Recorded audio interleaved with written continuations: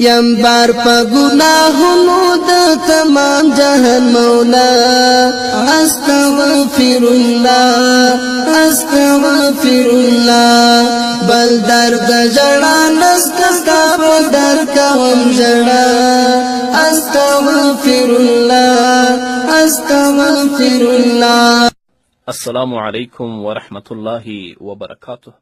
یوسف محمدی سلامونه را لیږلي او د سلام نه وروسته لیکلي دي چې زه یوه پوښتنه لرم. پوښتنه مې دا ده چې زه ډیر ګنهګار یم، غواړم چې توبه وباسم. څنګه توبه وباسم او الله رب العزت راته بښنه کوي که نه کوي؟ محمدي صاحب په دې کې شک نشته چې غیر د انبیاو علیهم الصلاة والسلام نه نور انسانان دا معصوم نه دي. د دوی نه به ګناه کیږي، لکن خوشبخته او نیکبخته انسان هغه انسان دی چې د ګناه نه وروسته بیرته الله ته متوجه شي او توبه وباسي. او بدبخته انسان هغه دی چې کله ګناه کوي، د ګناه نه وروسته الله ته نه متوجه کیږي، خپلې ګناه ته پرله پسې دوام ورکوي. او که موږ د الله رب العزت کلام او د نبی کریم صلی الله علیه وسلم مبارک احادیث مطالعه کړو، هلته بیا مومو چې الله تعالی خپلو بندگانو ته او نبی کریم صلی الله علیه وسلم خپلو امتیانو ته د توبې ترغیب ورکوي، توبې طرف ته تشویقوي. الله تعالی فرمایي وتوبوا الی الله جمیعا ایها المؤمنون لعلکم تفلحون. ای ایمان والاو، تاسو ټول الله تعالی ته توبه وکړئ د دې دپاره چې تاسو فلاح او کامیابي ومومئ. نو د ګنهګار انسان فلاح او کامیابي هغه په توبه کې ده چې الله ته رجوع وکړي، خپله ګناه پرېږدي، په ګناه باندې پښیمانه شي او په راتلونکي کې د عزم او تصمیم ولري چې زه به بیا ګناه نه کوم. همدارنګه الله رب العزت په خپل کلام کې په بل ځای کې فرمایي استغفروا ربکم ثم توبوا الیه. تاسو د خپل رب نه بښنه وغواړئ او هغه طرف ته رجوع وکړئ. نو که یو چا نه ګناه ترسره کیږي، د هغه نیکبختي او د هغه کامیابي بیا په دې کې ده چې خپل رب نه بښنه وغواړي او خپل رب طرف ته رجوع وکړي. همدارنګه الله تعالی په خپل کلام کې په بل ځای کې فرمایي یا ایها الذین آمنوا توبوا الی الله توبة نصوحا. ای ایمان والاو، تاسو الله ته توبه وکړئ، الله طرف ته رجوع وکړئ، ریښتینې او د اخلاص توبه. دا نه چې نن توبه وباسې او سبا بیا ګناه کوي.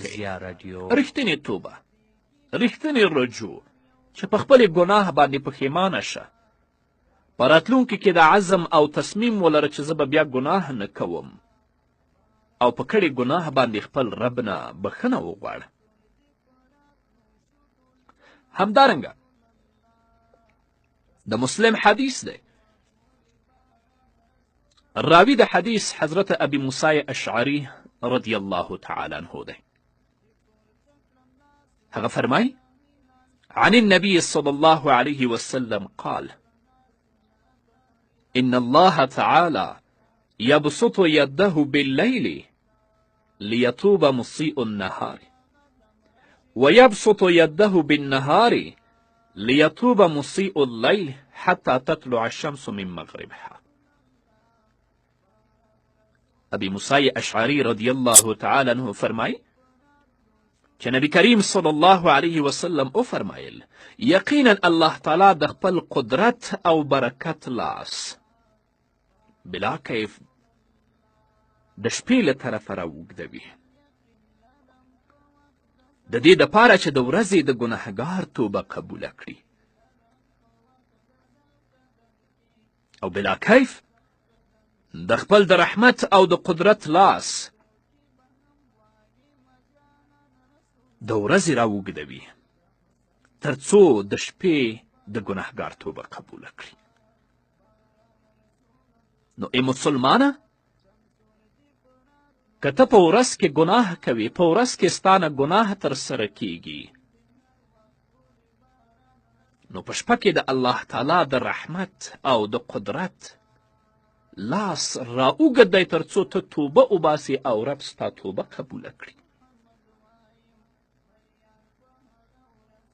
او که ته شپې ګناه ترسره کوې، په ورځ کې د الله تعالی د رحمت او د قدرت لاس راوږد دی بلا کیف تر څو ستا هغه کړي ګناه درته وبخي چې تا شپې ترسره کړي او تا ته بښنه وکړي. نو د یو ګناهګار انسان سعادت، نیکبختي او کامیابي په دې کې ده چې کله هغه نه ګناه کیږي خپل رب ته رجوع کوي، په خپله ګناه باندې خفه کیږي، زړه یې درد ویني، خو په دې شرط چې توبه یې رښتینې توبه وي. علما د توبې لپاره 3 شرطونه بیانوي. اول، ان یقلع عن المعصیة. اول شرط دا دی چې د ګناه نه لرې شي، هغه ګناه پرېږدي. دویم یې دا دی چې ان یندم علی فعلها، چې کومه ګناه یې کړې په هغې باندې سخت پښیمانه شي. دریم یې دا دی چې ان یعزم ان لا یعود الیها ابدا، چې دا په ښه اراده وکړي چې بیا به زه دا ګناه او دا کار نه کوم.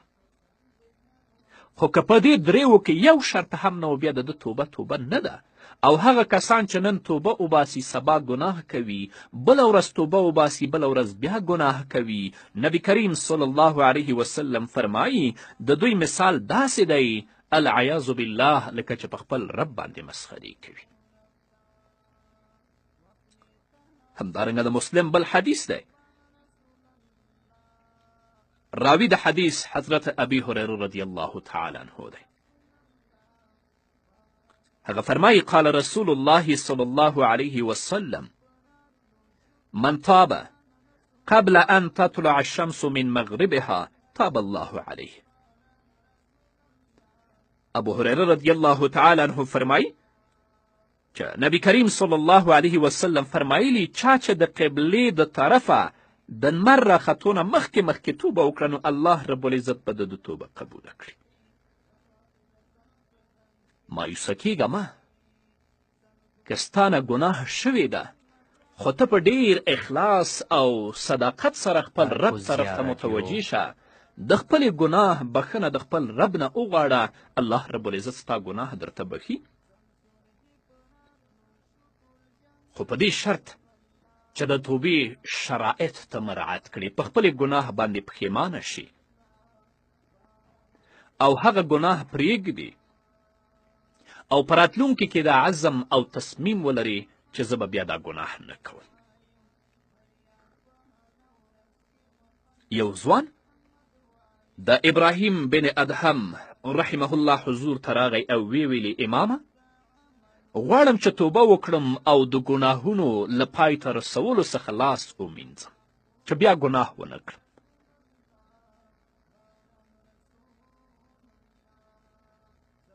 اما کله چې زه توبه وباسم زما نه بیا ګناه کیږي. ای امامه ته ماته داسې یوه لار را وښیه چې ما د الله د ګناه له ارتکاب څخه وژغوري، ځکه چې زه کله ګناه کوم توبه وباسم بله ورځ بیا رانه ګناه کیږي، چې بیا توبه وباسم بله ورځ بیا رانه ګناه کیږي. ته داسې یوه لار را وښیه چې زه بیا ګناه ونه کړم.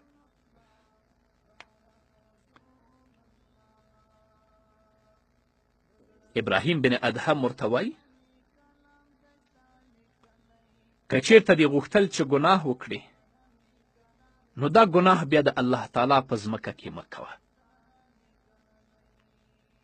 که دې زړه د ګناه او د ناروا نه صبرېږي نو دا ګناه او ناروا بیا د الله تعالی په ځمکه کې مه کوه. هغه ځوان ابراهیم ابن ادهم ته وویلې نو چیرته دا کار وکړم؟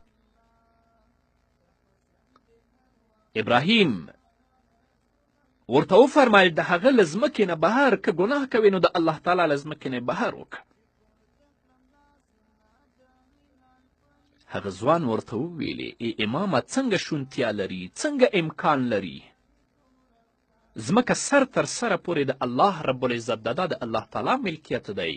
زه داسې ځمکه بیا نه مومم چې هلته لاړ شم زه ګناه وکړم او هغه د الله تعالی ملکیت نه وي. ابراهیم ورته وویلې آیا حیا نه کوې چې دا ټوله پراخه ځمکه د الله تعالی ده او ته د الله رب العزت د ځمکې پر مخ او د ځمکې په سر باندې ګناه کوې؟ ته د الله نه حیا نه کوې، د الله نه شرمېږي. وروسته بیا ابراهیم ورته زیاته کړه که چیرته غواړې چې ګناه وکړې نو د هغه له روزي څخه بیا مه خوره. چې ګناه کوي نو د الله تعالی له روزي څخه بیا خوراک مه کوه. هغه ځوان ورته وویلې ابراهیمه نو څنګه ژوندی پاتې شم؟ که ناطق حیوانات دي که غیر ناطق حیوانات دي که وحوش دي که طیور دي ټولو ته الله تعالی روزي ورکوي. نو زه خو داسې شی بیا نه مومم چې هغه د الله رب العزت روزي نه وي او زه د هغه نه خوراک وکړم. امام ورته وویلې آیا حیا نه کوې؟ آیا شرم نه کوي چې د الله تعالی له رزق او له روزي نه خورې وروسته بیا هم ګناه کوي او د هغه له اوامرو نه سرغړونه کوي؟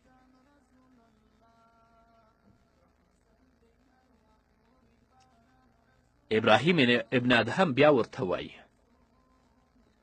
که چیرته دې بیا هم د ګناه په پای ته رسولو باندې ټینګار وکړه نو دا ګناه په هغه ځای کې وکړه چې رب العزت تا ونه ویني، یعنی د الله تعالی له سترګو نه یې لرې وکړه. هغه ځوان ورته وویلې دا څنګه شونتیا لري، دا څنګه امکان لري؟ په داسې حال کې چې الله تعالی پر موږ باندې لیدونکی دی، هغه سمیع ذات دی، هغه بصیر ذات دی، هغه لطیف ذات دی. زه خو داسې ځای نه وینم چې هلته زه ګناه وکم او زما رب ما ونه ویني. امام ورته وویلې آیا حیا نه کوې، شرم نه کوې چې د الله تعالی په حضور او د هغه په وړاندې معصیت وکړې او ګناه وکړې؟ ګورې یو ځوان یا یوه پیغله د خپل مور، د خپل پلار، د خپل ورور، د خپل نیکه، د خپل اکا، د خپل ماما او د خپلو نورو اقاربو تر لید لاندې ګناه نه کوي، د دوی نه شرمیږي یا د دوی نه ویریږي.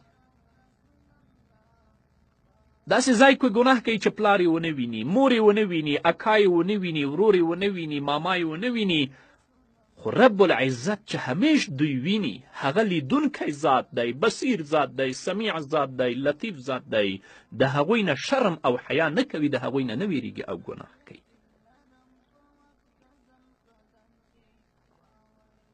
په پای کې ورته بیا امام ادامه ورکړه، ورته وایي ای ځوانه که دې د ګناه نه زړه نه صبریږي او په ګناه باندې ټینګار کوي نو بیا د دوزخ څوکیداران او ساتونکي چې کله په تا پسې راغلل هغوی ته ووایه چې زه له تاسو سره نه ځم. هغه ځوان ورته وایي ای امامه څنګه؟ ابراهیم ورته وایي آیا له دې ټولو نه وروسته له الله نه شرم نه کوي او ګناه کوي؟